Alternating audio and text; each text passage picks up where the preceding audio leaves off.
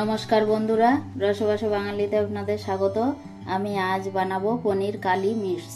প্রথমে আমি কড়াইয়ে সাদা তেল দিচ্ছি। প্রথমে আমি দেব গোটা গরম মশলা, এলাচ, লবঙ্গ আর দারচিনি।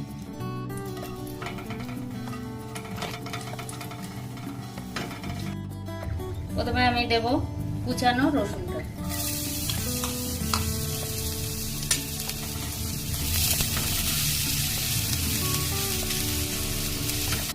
রসুনটা একটু ভাজা ভাজা করে নিলাম।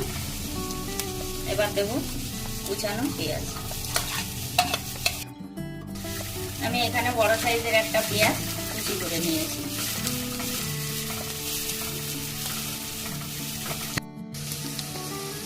পেঁয়াজ রসুনটা আমি 2 থেকে 3 মিনিট ভাজা করে নেব। গ্যাসটা আমি অফ করে দিলাম। এবার আমি এই ভাজা মশলাটা তুলে নেব।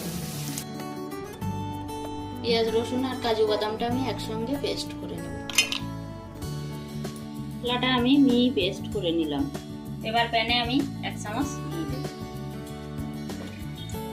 ফোড়নে দেব ছোট চামচের 1 চামচ জিরা। দেব একটা তেজপাতা। এবার আমি দেব কেটে রাখা মশলাটা। মশলাটা আমি একটু ভাজা ভাজা করে নেব। দারুণ স্মেল বেরিয়েছে বন্ধুরা। এবার আমি দেব দুধ।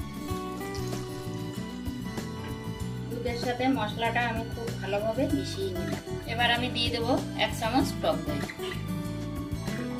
এবার দেব 1 চামচ ফ্রেশ ক্রিম। ভালোভাবে মিশিয়ে নিব।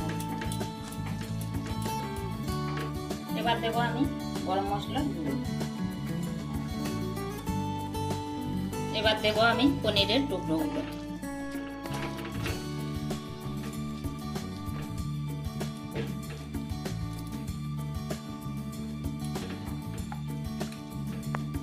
পনিরের সঙ্গে আমি মশলাটা ভালোভাবে মিশিয়ে নেব।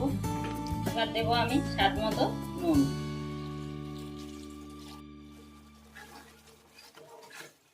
নুনটা দেওয়ার পরে আমি ভালোভাবে মিশিয়ে নেব পনিরের সঙ্গে। এবার দেব আমি একটু চিনি, এটা অপশনাল। চিনিটা দিলে বেশ টেস্টি হয়।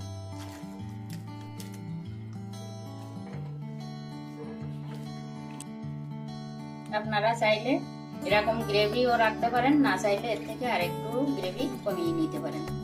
এবার আমি সার্ভ করে আপনাদের দেখাবো। এবার আমি একটু গোলমরিচ গুঁড়ো ছড়িয়ে দেব।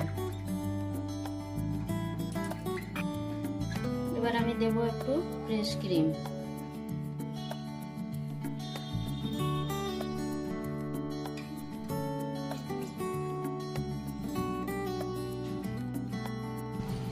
পনির কালি মিক্সের ভিডিওটা আপনাদের যদি ভালো লেগে থাকে, ইউটিউব চ্যানেল থেকে দেখলে চ্যানেলটা সাবস্ক্রাইব করার অনুরোধ রইল, আর ফেসবুক থেকে দেখলে ফেসবুক পেজটি ফলো করার অনুরোধ রইল।